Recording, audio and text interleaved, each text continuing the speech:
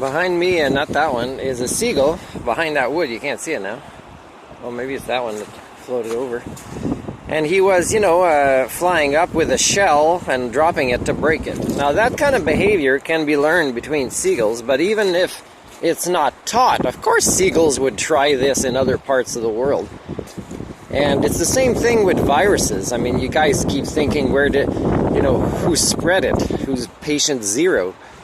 And viruses have been around so long, you don't understand all the things they can do and how they respond to you, the people primates, right? To what you're doing. So even if you find like an originating source of the first contamination of the COVID-19 virus, there was probably some spontaneous creation of it somewhere else where the conditions were suited for it to come about. I mean, I don't know if you want to call that viral resonance, but and it's happened with people too, right? The people primates, before there was internet and before there was phones, they would maybe write each other mail, but they would not as likely even know of each other and still be, let's say, working on the same theories of gravity or something like that, right? And when they come to the same conclusion or pursue the same kind of theory at around the same time without knowing each other, I think that's called cognitive resonance. And we don't know much about this phenomenon, but of course it is very likely a phenomenon that is true. But I think one of the first scientists to push this, was ridiculed. Like James Lovelock was ridiculed, like Lynn Margulies wasn't taken seriously.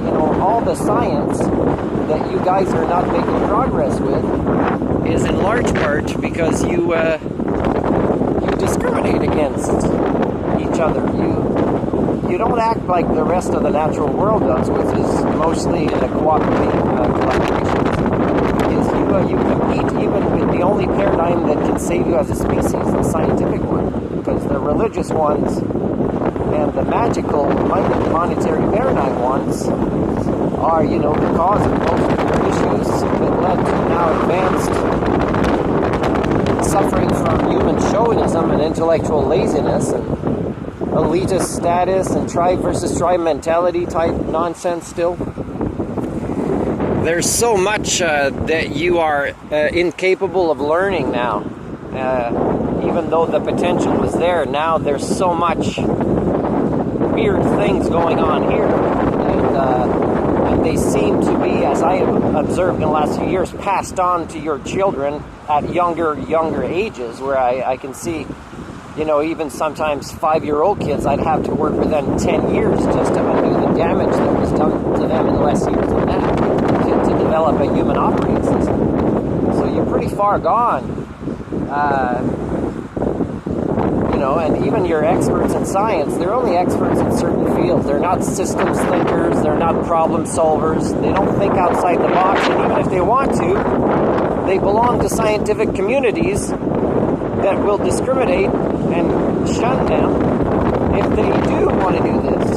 So, again, you're taking more steps backwards than forwards to solve the problems of how you've accelerated modernity through technology, but not, unfortunately, through having a successful first industrial revolution of cognitive human X technology.